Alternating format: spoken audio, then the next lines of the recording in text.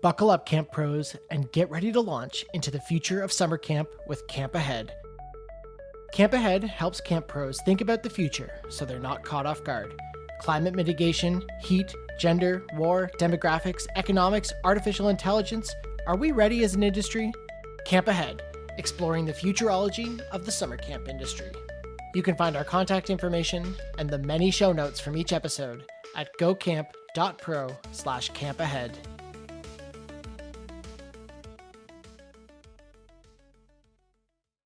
Is creating your camp schedule a headache? Does it limit the experience of campers or staff?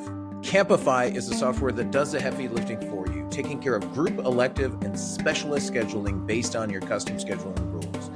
Interested in learning more? Visit campify.io/campahead to schedule a demo or create a free trial today. Hi, everybody, and welcome to Camp Ahead. This is our first inaugural voyage in the Camp Ahead podcast. My name is Joe Richards. I'll be one of your co-hosts. I'm currently the executive director at Pierce Williams Summer Camp and Retreat Facility in southwestern Ontario, Canada, and we're located about halfway between Detroit and Toronto. Hey there, I'm Jess Elfring-Roberts, and I'm the executive director of Episcopal Camps and Conference Centers, which is an organization of a little over 110 Episcopal camps, conference centers, retreat centers, and farms across the United States, and some in Europe and some in South America. Hi, everybody. My name is KJ Williams. I am the camp director and chief program officer at Phantom Lake YMCA Camp in McGuanago, Wisconsin. Okay, great. Yeah. What is Camp Ahead? And this is our opportunity to share with you. So Camp Ahead is a podcast that will explore something called future scenarios. So essentially not future proofing your camp, but helping you think differently about the future to help us as things arise, for us to be better prepared to handle them and have a more creative look at how to handle them. A lot of this comes from this book that I'm holding up to the screen right now. It's called Imaginable: How to Create a Hopeful Future in Your Own Life, Your Community, and the World. It is by Jane McGonigal. It will be in the show notes. In fact, I will probably mention the book in every show we ever do, however long this goes on. I wanted to set up a couple of things first. So Jane McGonigal works at the Institute for the Future in Palo Alto. And the first time I mentioned that, so I was on another podcast for years called Camp Hacker. And the first time I mentioned the Institute for the Future to my Camp Hacker co-hosts, one of them's, that's not a real thing. And I was like, oh, yes. And it's been a real thing since the 70s or 60s. Mm-hmm.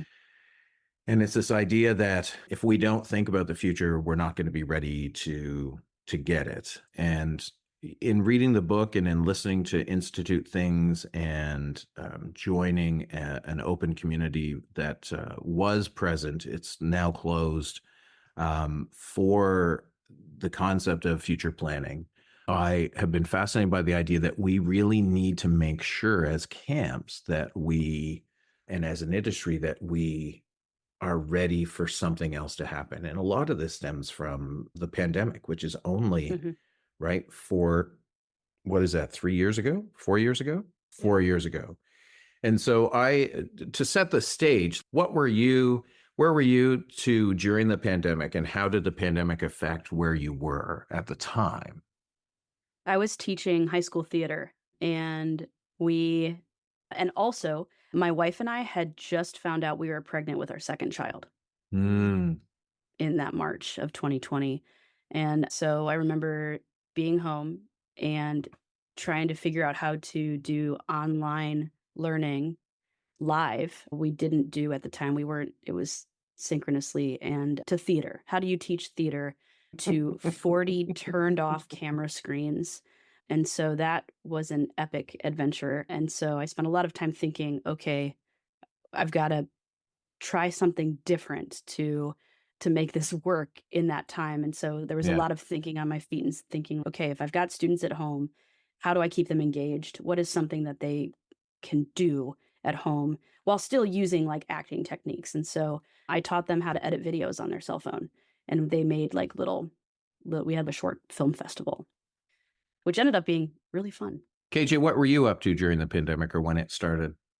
I was working in homeless services in the height of the pandemic, which was and is always needed, but was especially needed. I was living in Yeah. downtown Phoenix, Arizona, in 120 degree Fahrenheit heat, and it was challenging. I was running a community center at long-term housing for some folks, and we had Hmm. to go from how are we running programs and bringing people together in the community to now how do I serve this community that doesn't have access to internet.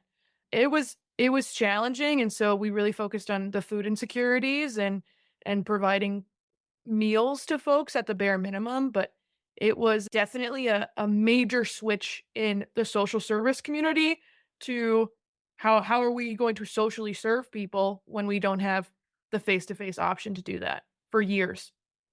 Yeah, and myself as a camp person, right? It hits, and then you can't run camp. And for a lot of what we do in the camp community is build community, and a lot of that, if not most, all of it is through interactions in person.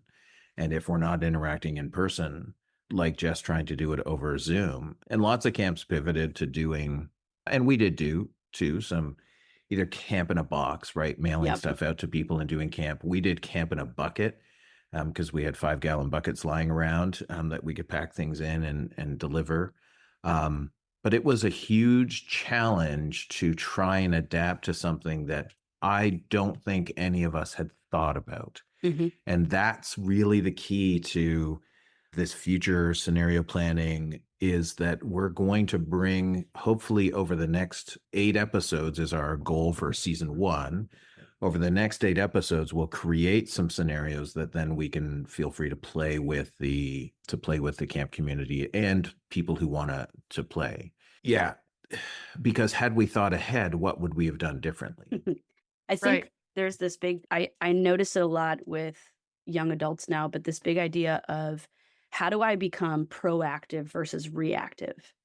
And if I can learn how to do that in planning for my day, oh, am I going to be out this whole entire day? Do I need to bring a change of clothes? If I can do it in that short amount of time, what does it look like when I'm thinking about the options or things that could happen at my summer camp? How do I be proactive about it now when I have the brain space to do it versus when you're in reaction mode, like we all were during COVID, where you're treading water and you're just trying to do whatever your brain can think of and it's already working in overdrive. And so I love this idea of sitting down and saying, how do I plan for future scenarios that may or may not happen?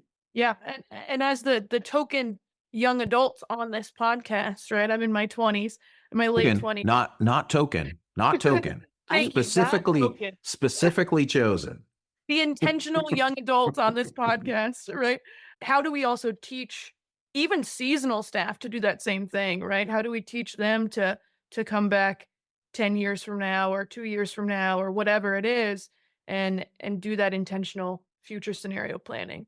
Yeah, no, you're right. It's everybody. I'm also 38 and I'm still learning every day. Right. I am, if we're all saying that, I'm a 51 and I know it all. So I'm Thank good. you for getting vulnerable on the first episode with Yeah. us. I think the key is, I love the idea of proactive versus reactive. We here at Pierce Williams, we do Clifton Strengths with our staff every couple of summers. And my number one strength in their, or my number one talent in their list of 30, 34, 32 is strategic thinking. So I often go through these things without the idea of doing it on purpose, right? Like I was having this conversation with my wife the other night. I said, do you think about what happens like when you're late and I don't know where you are, and I'm not going to look up where your phone is because that's creepy as all get out. Mhm. And I'm like, okay, so what if she's been in a horrible car accident? And then I planned life from there. And I mentioned that to some of my staff here, and they're like, that would cause me so much anxiety. Well, I think it's actually a bomb for anxiety, right? Like a bomb being BALM, Yep. not BOMB. But Yep. because what you start to know some of those things that you would have to do. I love how positive you are in the way you're shaping that. I do that, but I call it just worst case scenarioism, where my brain just goes to the worst case. And you're like, oh, Yeah. this is great. I'm just going to plan for this future. And I'm like, okay, so if everybody in my life dies, then what do I do? Yeah, I like the take on positive spiraling. That's Yeah. yeah. Well, I don't know. So, as we've mentioned where we are age wise, I'm also firmly in what we would call the generation of X. And this ability to not really, I was telling my staff this summer that because now you both work in the camping world, and our staff who are the same age they were 10 years ago, right? So for us at Pierce, they're somewhere between 16 and 22. Mhm. But 16 to 22-year-olds now are very different than 16 to 22-year-olds 15 years ago. And one of the things I mentioned to like this podcast in the office here, we have 4 permanent staff members. And our age goes from me as the 50-year-old to we have a 41-year-old, we have a 30-year-old, and we have a 22-year-old. And it's just a really interesting way to look at the world when you have 4 very different perspectives and almost different generations. But I was saying to my camp director who wanted everything to be perfect, because who doesn't want everything to be perfect, that I can explain Gen X in one, for the most part, I can explain Gen X in one short story, which is that we were all built up. They were going to put a teacher in space. We were super excited. And every classroom had teacher in space like for weeks prior. And on the day of this space shuttle launch, we all gather in our classroom. We're in the gym for some schools. We watch the space shuttle launch. We watch the space shuttle explode. And then we go back to class. It just, okay, take out your math textbooks. And we're like, okay, great. Because that was just the way. There was no, because I don't think adults had any other sort of way to sort of think through that. But that explains Gen X to a huge degree, is that you're just like, well, let's move on to the next thing. And if we ever need to process that thing that happened, we'll do that much later so that it affects future generations. I was born on January 30th, which was 2 days after the Challenger exploded. Wow. My mom's, I was in the hospital and they just kept replaying it over and over again while I was in labor. And I was like, Yeah. cool, that's how I was born. That's how trauma gets introduced for generations. A few things about the book Imaginable as we go into this topic. And I just want to be upfront with everybody who's listening. I did before I brought Jess and KJ on board, a whole bunch of research, and then had ChatGPT and AI help me do research and sort of plan out a schedule. And so we have a schedule that is very much planned out by ChatGPT. But one of the other things I've done is in numerous conversations with various AIs, is I've asked for tidbits about the book Imaginable. And the one ChatGPT has a summarized PDF book article, web and text code in its GPTs. And there's a couple of the quotes that really spoke to me for this first episode, which is that when we imagine the future, we're engaging in a form of mental time travel that helps us make better decisions today. And that's a direct quote from the book. And that's really what we're doing, because for camps, and I don't know how you two feel, but for young people, especially at camps, KJ, when they get a directing role, oftentimes they're thinking about this summer or next summer, and it takes a lot to think, well, how is this decision going to affect 10 years down the line or 15 years down the line? Yeah. And so this time travel will allow us to be somewhere else momentarily that's not here, and also not concerned about, will my contract be renewed in the next 6 months? And so so for us, I want you two to really play into this idea of mental time travel and putting ourselves 10 years out. So I think kind of to jump on that, if you haven't read the book and you're like, I don't understand what you're talking about, like we're not talking about Back to the Future or something like this. It's an exercise that you can do to kind of put yourself in a place that's not where you usually are. And there's a great exercise to just practice, what does this actually mean? And so it's you can close your eyes if you want to, and you can think about like tomorrow. All right, tomorrow morning when you wake up, what are you going to do? What's the weather going to be like? What's X, Y, and Z? And it really asks you to engage your senses, your five senses. And that helps you to really paint the picture, your brain to connect these things about tomorrow. And so if you can do that, if you can plan out tomorrow, you've done time traveling in this idea, but in a very short way. And when you go into this book, it helps you to think through doing that same exercise, but thinking 10 years. What does it look like 10 years from now for you to wake up? But there's a lot more questions that come Yeah. up when you're thinking Yeah. about 10 years from now versus tomorrow, because we all have a somewhat of a routine when we wake up. And so you know what that looks like. But what is your routine going to be 10 years from now? Well, and where are you waking up? KJ, Mhm. as a young person, 10 years from now can be a very different place for you. You'll be It old. Yeah, it seems like a different world, right? Yeah. Where would you like, so let's do this out loud. We're all by coming on as a co-host, we're going to ask crazy questions. Let's do this out loud with KJ. Let's see. So in 10 years, what do you think from this moment in time, where do you see yourself in 10 years? Physically. Yeah, I mean, let's go with a physical place first. physically, I live on camp. I would love to potentially still be living on camp, just in a nicer home. Yeah. Yeah, I mean, it's such a hard concept, right? To even think about 10 years from now. Mhm. Like my 30s, man. Uh, Okay. just kidding. But yeah, I think physically, I see myself still in Wisconsin, probably closer to the city, if not on camp. That would be my physical state. Yeah. Yeah. And so if you're still on camp, you're still working for camp. Yeah, I think so. This was the plan all along, and the goal would be in 10 years, I see myself taking over as executive director, CEO, most likely of the same camp, of this camp. That's where I can see myself at this current moment in time. Yeah. Yeah. And then as I will tell you, life happens around you Totally. and changes can happen but I also say that as someone who's lived on camp at Pierce Williams since 2005. So I just finished my 20th summer here, and this is a hard part. And I don't know how you two would like. The hard part for me when I do this future thinking is I like where I am. Mhm. Right. Right. So, but also now, especially as a 51-year-old, and as my wife is going to, be able to retire in 5 years, 4.5 years.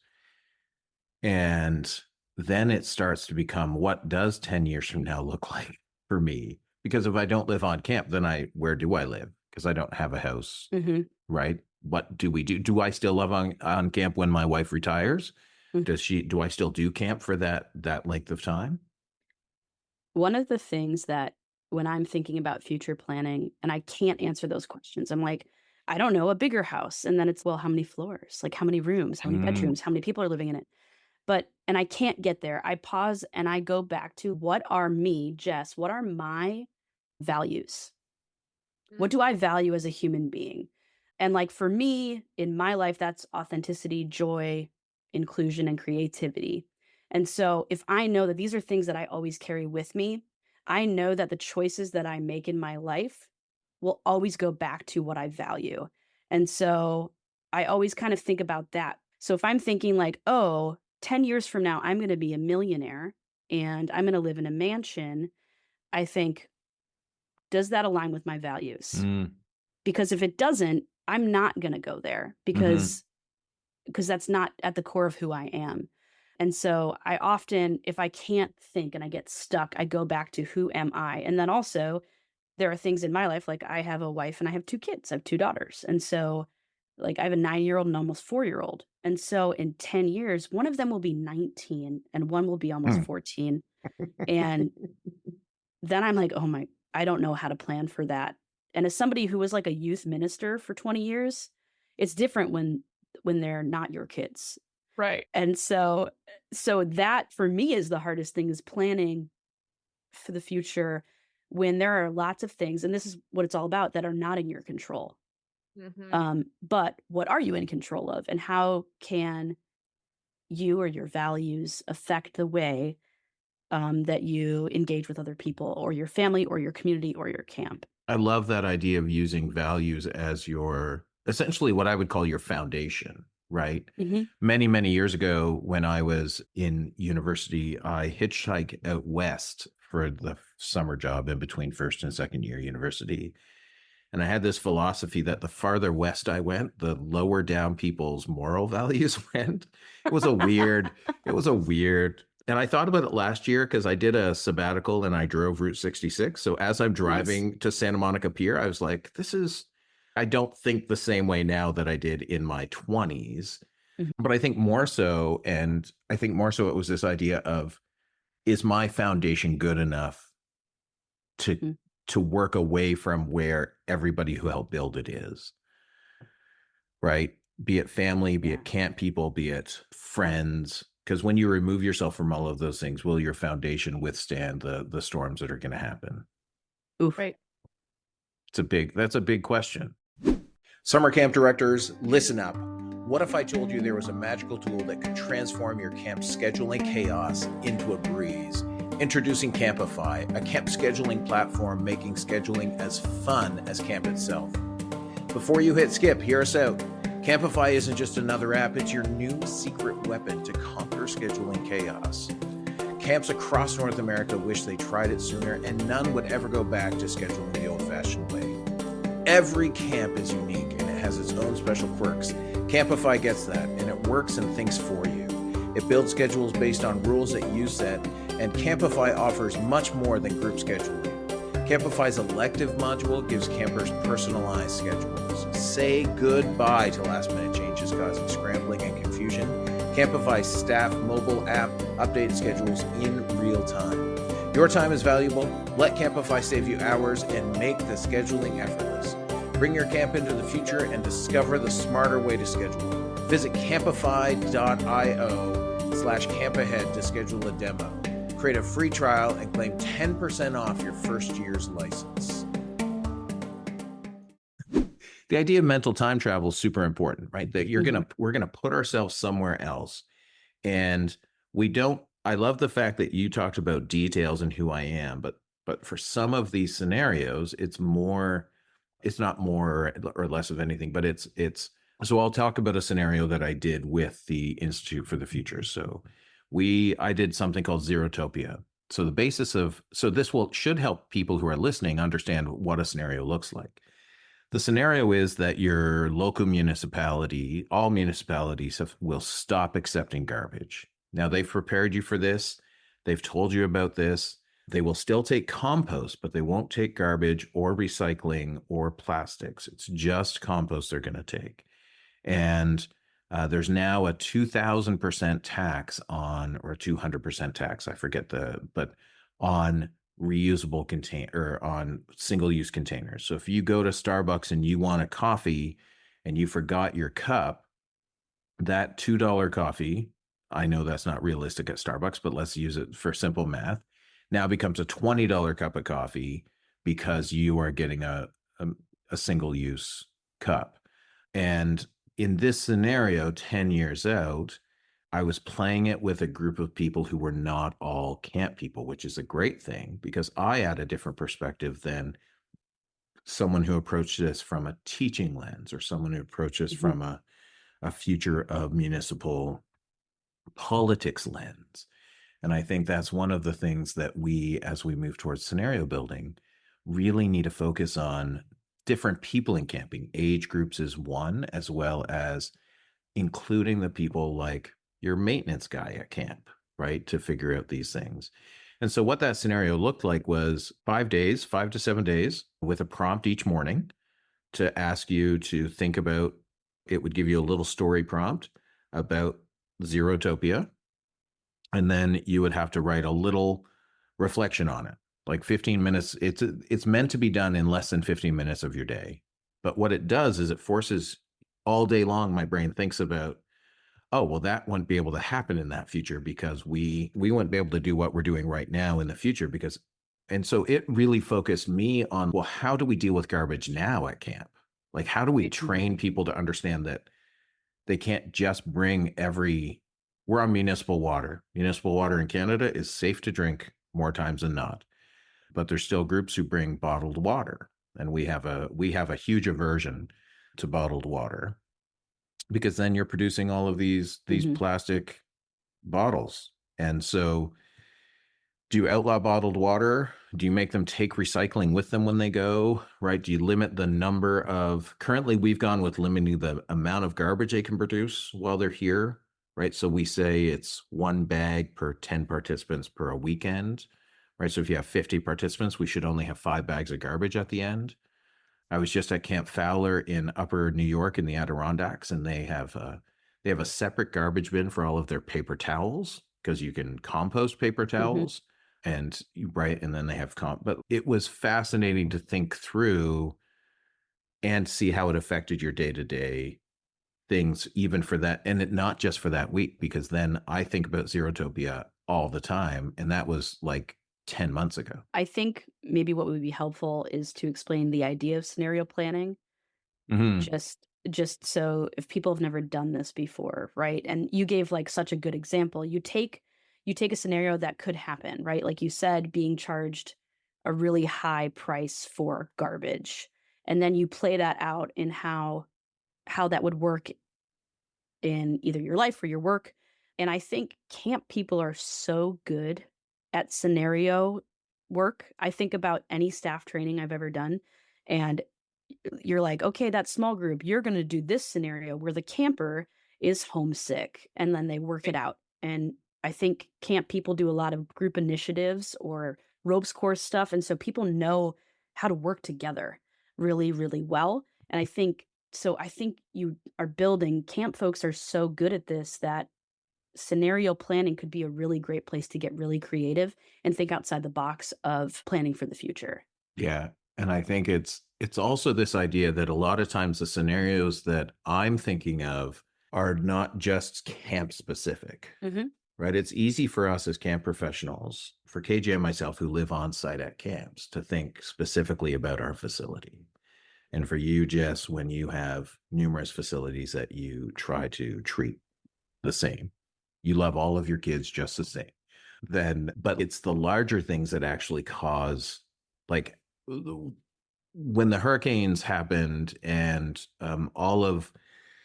it parked itself over North Carolina in Asheville, which is, so for those who don't know, Asheville, North Carolina, Brevard, North Carolina, which is close to Asheville, within an hour drive, there are 80 summer camps. There is, in Brevard, there was I toured these camps in 2016 maybe. Not all 80. That'd be ridiculous. There's an ice cream shop in Brevard that has ice cream flavors named after every camp. So on your day off, you can go and get that. But when it talked about this idea of the flooding, and they used the term that Asheville was a climate haven, which is not something that I had been aware of as a term, right? That people are seeking out these safe places because people understand that changes are happening. And Asheville is now, in a climate haven sense, it made me walk around my site and look and be like, what happens if I get a year's worth of rain in a day? And we're recording this on Halloween. And just in the past 2 days, I'm not sure if Americans step out of the election cycle for a second, sections of Spain received a full year's worth of rain in 8 hours. Like the images are ridiculous of cars just being piled into giant piles by the water. And that all to be said, when we're planning a scenario, I often think, and I would love to hear both of your thoughts on this, that it's better to plan how something bigger affects camp than specifically a camp-based scenario. Oh, absolutely. Absolutely. I think with scenario-based planning, you want to be planning for things that are entirely out of your control. And so much of that is things that happen outside of the camp, outside of the space. I was down in Asheville and visiting with some of our centers, and they couldn't drink the water. There aren't restaurants that are open, and there was a Waffle House and you could grab food and go. People, I think are still in shock of it happening there. Like you were saying, it's this climate haven. But if it is true that no place is a climate haven, then how do we think through how that affects us? I feel like when you think big, right, 10-year big planning, it makes those smaller things seem less, and not less in a way where they're not an issue, Hmm. but when we plan for something big, I feel like when something smaller but still big happens, it's simpler, right? It's simpler to handle. It's more manageable. Or More you manageable, right? think, I know how to do this, or I have an idea. And so when I look at this, I can actually break this down and I think I can do the steps easier. Right. Totally. Yeah. Yeah, because some of those big things, let's make a list. Like what are so environmental is a big thing. Huge. Sure. What's another big component to that can affect camps? Financial. There could be something that happens with your country's finances. So it could be the stock market. It could be all sorts of ways in which that can affect you. I think about this idea, and this is only from reading Institute for the Future stuff of migration, right? And the fact that what's going to happen as climate changes is you're going to have these migrants who are climate migrants. So you're going to have people from Florida who need to migrate somewhere else. You're going to have people from coastlines who need to migrate to someone else. But it could be a huge thing. It's a bit of a trigger for American politics, and I assume that there'll be a lot of American camp directors who listen to this. I'm a Canadian. I live on the right side of Lake Erie, and it's just one of those things. When we talk about migration, it's not just about people moving from country to country. It's also people within a country moving. And as a Canadian, I think of how much of our, for those unaware of, I have a geography degree as well. But if you didn't know, I think it's 80 to 90% of the population of Canada lives within 200 kilometers or like 150 miles of the border with the United States. And to the north of that is this giant landmass that as things change will become more habitable because it will not be as desolate. So migration, what else we got, KJ? Well, I was just going to say, we're seeing the effects of that, right? Like we're 40 minutes from Lake Michigan, which is the largest freshwater source in the world, from Phoenix. So I'm a culprit of climate migration myself, right? Without even knowing it. But we're already seeing the effects of that here in my state that I'm in. So yeah, it's going to be a huge issue. Well, and I think politics is a big issue for us as well. I agree. Not that I don't want to delve my toe. I've already said too much. People have already shut it off. It's all good. And then I also think about demographics, right? From a camp perspective, for the history of camping, from the late 1800s till now, we've been focused mainly on children and youth. But as those demographics change, and not just demographics of age, but demographics of the different nationalities who move into, I was recently in Toronto, and there's a ton of different nationalities. As I look around this video, we're all seem to be white and Caucasian. I just want to recognize that. But there are a bunch of Asian, we have a ton of Korean user groups here on site at Pierce Williams that rent us, but they're never going to send their kids to camp because they want to be with family. They believe that family, so there's demographics to think through in those things as well. Yeah, and I think that's a great example of thinking about the way we do camp, and the way it has been done has been from a white man's point of view since the 1800s. And so if we're thinking about looking at the way we want to do camp, who's at the table making those decisions, right? So if you have a group of people who really focus on the family and wanting to have that, it's like, how cool would it be to do a family camp? And I'm sure you do things like that, or to just think outside the box of bringing people to the table who maybe have never experienced camp and asking them what they want, or what would they like their experience to be, and having them be a collaborator in that process. Yeah. Totally. And I think all of these things lead to better and different scenarios that we can sort of tackle as we go forward.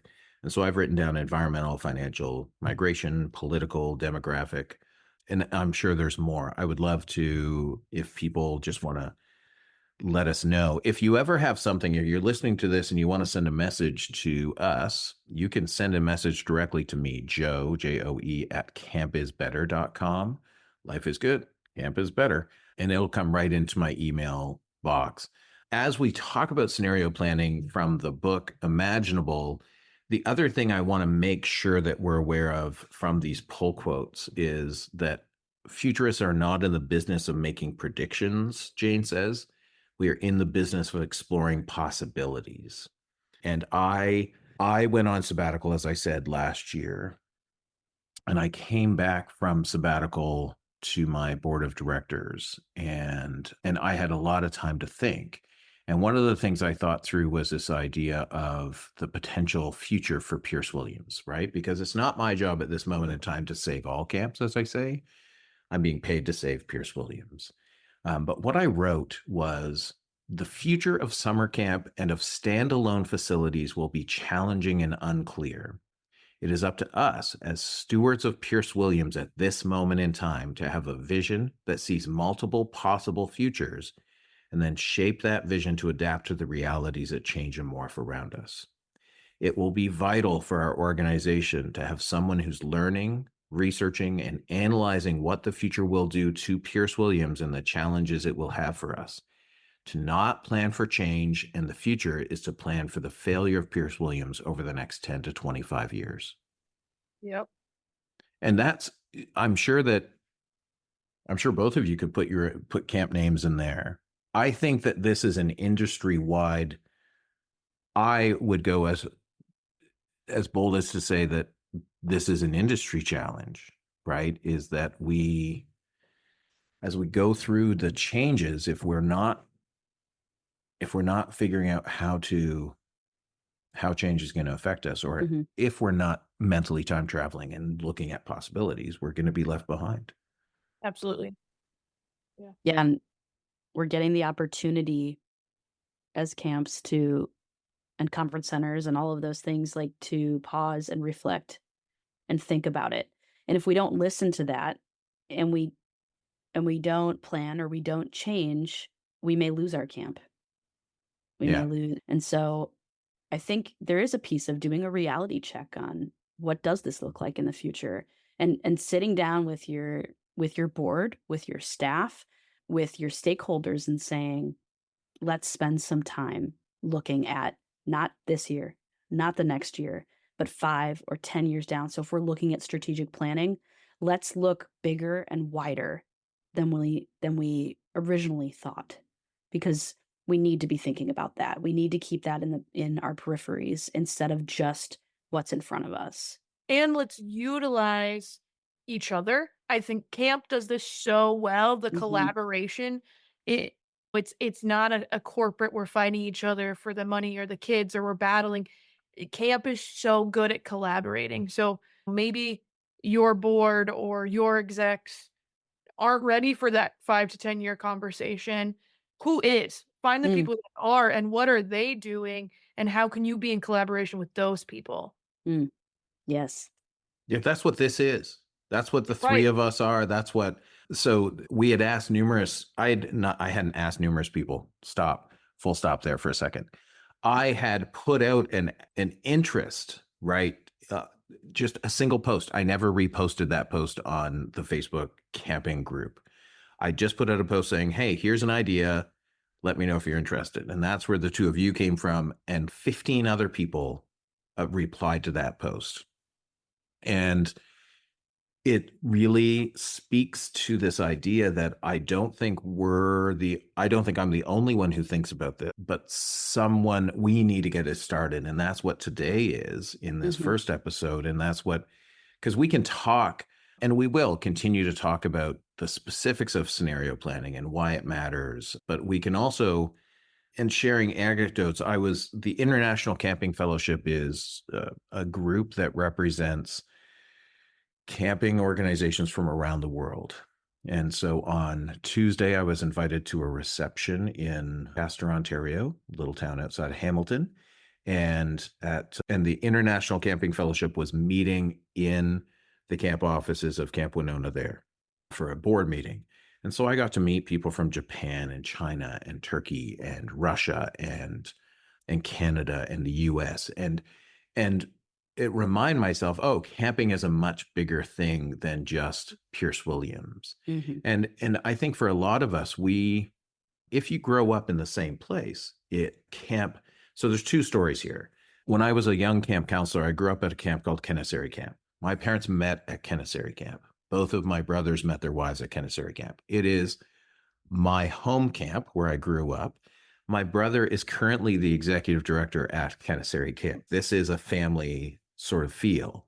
And it is one of the things that happened at Kennesary was that one year, like 88 or 89, we got on a bus on a weekend in June and we came to Pierce Williams. This is well before I knew what Pierce Williams was. And we picked up the Pierce Williams staff. And then we took that bus to Toronto, the big city, and went to Lawrence Park Collegiate, which is a high school. And honest to goodness, there's 20 of us who get on the bus at Kennesary. There's 20 more people who get on the bus at Pierce Williams. We show up at Lawrence Park for the Ontario Camping Association Counselor Conference. And I walk in for the opening keynote to 1,000 to 1,200 other camp counselors in the room from hundreds of other camps. And I think as a young and very impressionable 16-year-old, I was like, like this is much bigger than Kennesary, right? And I still have books sitting on my bookshelf that I bought at that gathering, that one-day gathering. And that's the same way I feel when I go to conferences for international camping things, when you see, or other things. Jess and I sit on another organization council, the outdoor, I can't even think of the name of it right now. Outdoor OMC. Ministries Connection. So it's all the mainline denomination sort of outdoor ministries getting together, understanding that we are better together and 90 to 95% of what we do is the same. But it's the same. There was a great gathering in the fall of 2019, just before the pandemic, where you had 700 camp people at Lake Junaluska in North Carolina. I'm not saying everybody's thinking about the future, and they're not, because oftentimes the day-to-day things at our own camps, our own facilities, get in the way of thinking too far out. What I'm saying is that when we meet a larger organization, we understand that, or I speak for me, I understand that somebody needs to do this thinking, and somebody needs to coordinate this thinking and help others see the need for it. On Tuesday, when I was at this gathering, there were numerous Ontario people there as well who had asked what I was doing. I'd left the podcast. I just took some time away from Camp Hacker, and they were like, "What are you working on?" And I said, "Oh, oddly enough, I'm working on this future thinking podcast, Camp Ahead." And they're like, and they asked tons of questions about it. They're like, "Okay, how will we know when it comes out?" And I'm like, "Just pay attention." But we did not plan a future when the podcast came out. What I'm hearing. Exactly. We didn't actually have the future. The other short thing I want to say is about 10 years ago, I started using a phrase at camp, and I would encourage all camps to start thinking this way. We use the phrase today's camper's camper. So are the decisions I'm making today good for today's camper's camper, which in my mind is 27 years from now, if you do averages and math, which means if I have a 7-year-old who shows up at camp today, in 20 years, at 27, she's going to have a child. This is all just basic averages. I haven't consulted an actuary on any of this. And that child then 7 years later will be able to come to camp. So 27 years from today, are the decisions we're making about camp, are they valid for today's camper's camper, right? Will it ensure that this building is still here in 27 years, that this decision will sit well for 27 years? And it's not something at the beginning, we used it as a reference point, right? Like Somebody could say, well, what about 27 years from now? Which is a weird number to do. But once you know what it is, you're like, oh, what about 27 years from now? And it's a form, before I even read this book, it's a form of a future planning. Did you have any wrap-up thoughts about anything that was in the plan that we didn't get to? KJ, anything that you, or anything you want to finish up with? I mean, hearing you two talk about something, let me get my thoughts in order. I work for the YMCA, right? Massive global organization that I would say is pros in the camp industry, right? They've got it figured out. And I'm going to bring it back to this collaboration piece, but we get so caught up in the Y world, in the Y camping world, and I'm just really honored to be talking to people who are professionals in camping that are not in the Y world and not affiliated with that association. And I think even in camping, we still have our bubbles, right? There's the religious camps, there's the Girl Scout camps, there's the Y camps, whatever it is. And my advice or my desire is to step out of that bubble to really have these conversations. And so I'm excited going forward to get some new perspective. Mm. Because when it really comes down to it, I think the goal of all of us in camping is the same, right? Creating a safe, positive, fun, life-changing environment for kids. And so I'm excited to see different perspectives and collaborate on how that'll look going forward. Yeah, I love that. I think that I often spend a week I'll go to a whole session of a camp as a chaplain or as a visitor. Instead of just going for a day, when I come and I'm visiting, I immerse myself and get to play and do all the fun things that camp has. And really what it has done for me in my life, and also as my role in supporting and advocating for all of our centers, is it's giving me this new perspective, right? Because I worked at a camp for almost 20 years. My wife and I fell in love there. Our eldest has gone to camp there, and that's the best camp in the world, right? That one. And then I go and I visit another camp and I spend a session there and I get to meet campers and I get to meet staff who were campers. I meet staff whose parents were staff. Mhm. And that's the best camp in the world. And then I go into another one and it's the same thing. And when I hear people telling their stories and you see this look in their eyes of this, it's like this, it's made a profound impact. Totally. And it's hit a core memory that's going to be with them forever.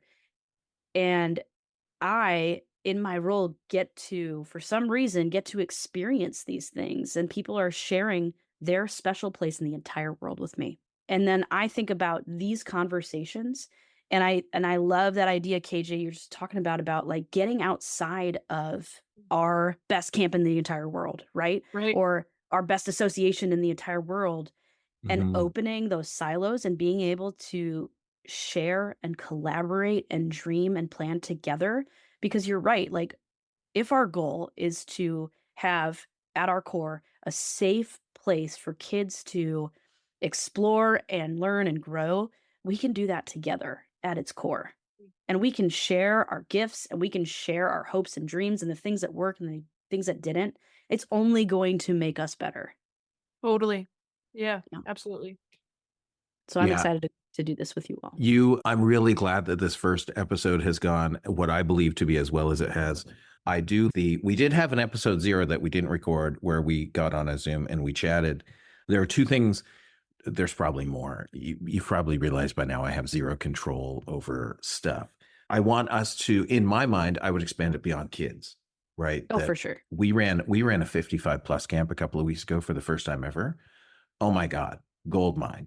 Cool. Gold mine in creating community, not just funds, not just people coming, but I realized sitting in a room at 10 o'clock at night, listening to, well, probably 9:30 at night, listening to a guy who said he was going to play guitar for an hour, reach into his 2.5 hour limit. And he wasn't even he was just somebody had invited to come. And I was watching everybody dance and whatnot. I was like, all we're doing here is providing a place for people to create community. Yeah. And that's awesome. And Yeah. all I'm doing go ahead, Jess. No, you're so right. I never went to camp as a kid. Oh yeah. I never I never had that experience. And I did go to a super conservative day camp, and that experience made me say, I'm never going to go to camp ever again. But I realized I was just like, I want to go to camp. I want to have that experience, but I also don't want, as a staff member, to make camp about me because that's not my job. And so there is this, you're right, there is this need, this want, this for not just kids, but all ages. And I think you're right. It's that sense of community and it's having this place of belonging. And so I'm glad you said that. It's huge. And I love, KJ, you said getting out of a bubble, right? Because Right. it's so often, and that's what walking into 1,000 other camp counselors does in a time before the internet, right? Where you have no concept of, I still remember my my farmer father saying, you can work at camp full time. I was like, I don't know, but I'm going to go into outdoor recreation because that's what I want to do. And what I love about what I think for this group, for the three of us, I treat this a lot like a mastermind group. And if people don't know what a mastermind group, it's this idea of getting together with 3 or 4 other camp professionals once a month or every couple of weeks, just chatting through our challenges, our problems, just getting a different perspective. And on Tuesday, when I was at the International Camping Congress reception, Gab Rail, who is a longtime friend, almost a 30-year friend, and we were on Camp Hacker together for 15 years. She's there in person, and I'm like, for sure, I'm hanging out with Gab tonight. This is what I'm doing. But it reminds me of how important it is to have people to talk to sort of flesh out ideas and see where we're going. And that's really what this is for me personally, is this idea that I just think we as a camp industry need to think about the future more. And this is my way of being like, let's do that. Love it.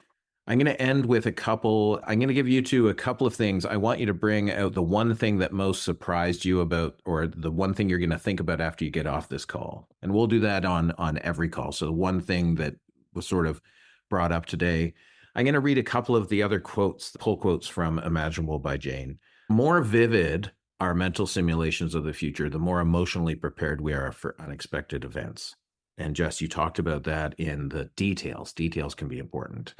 And by imagining a wide range of future possibilities, we can expand our capacity to respond to uncertainty, because the world is all about uncertainty, and we're just expanding that. So what were some of the things that you are going to still think about after we leave today?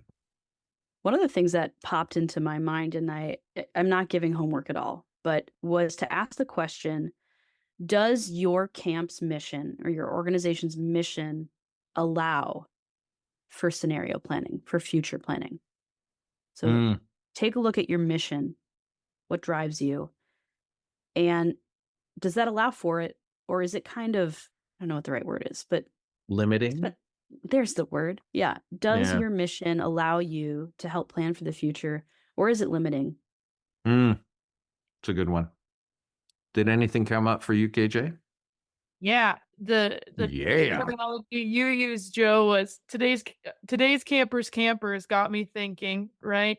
When we talk about future scenario planning, what is within my control seems simpler to think about for future scenarios than what isn't, right? Yeah. The annual campaign's budget, not in my control at this time. So I can't even imagine what to do with that. But the training the staff for 10 years from now and the way they're going to interact with these kids, that's within my control. So that today's camper really got me thinking about moving forward, what is within my control when looking at future scenario planning.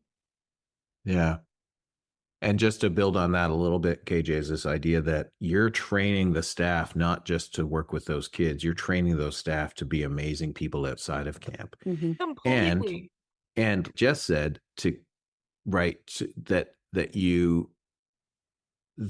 that's going to affect them for the rest of their lives. In fact, during our 55 plus retreat, one of our previous board chairs came back and led like a scrapbooking, journal making, card making thing. And her daughters both worked at camp under me. And she said that Poof still curses me to this day Because one of the philosophies we have here at Pierce Williams is this idea of to do what needs to be done, which is to do what needs to be done to give the campers the most amazing camp experience. That's our job description for everybody.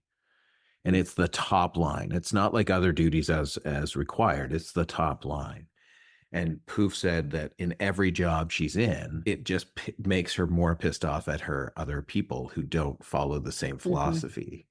I think for me, I think the big thing I took away was early on, Jess, you mentioned proactive versus reactive. And I really want to make sure that we and our listeners understand that that's what the goal of this is, that we can become people who are more proactive.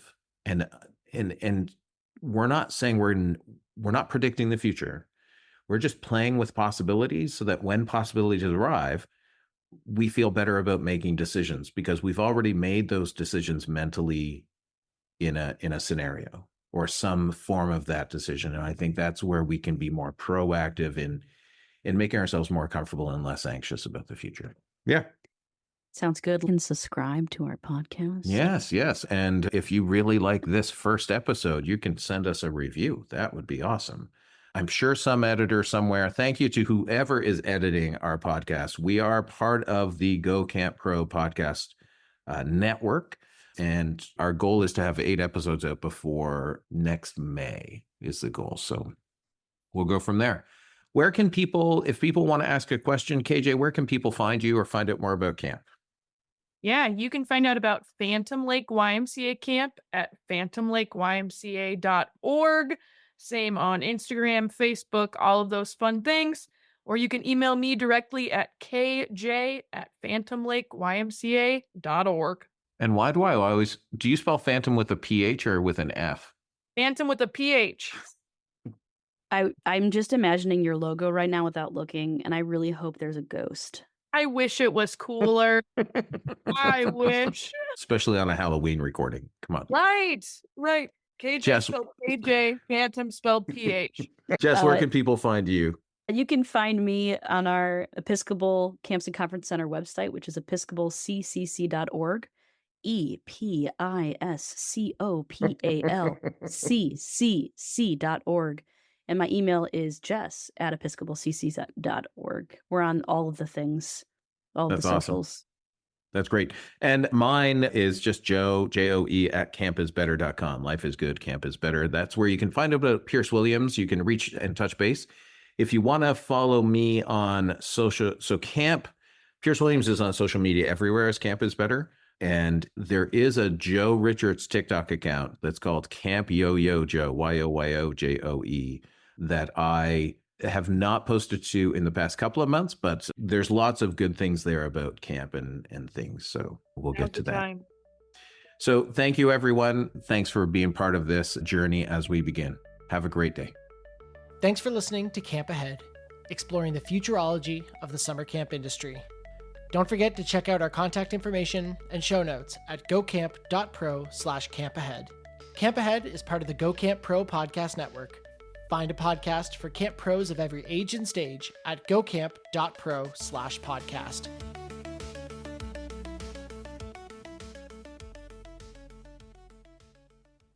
Hey Camp Pros, we love that our industry is built on sharing. In order to foster that spirit, we ask that whenever you get something great from a conference session, one of these podcasts, from the Camp Pros group on Facebook, wherever else, that you give credit where credit is due. That way, people can feel comfortable about sharing their best practices and continue to make all of our camps better. Thanks so much.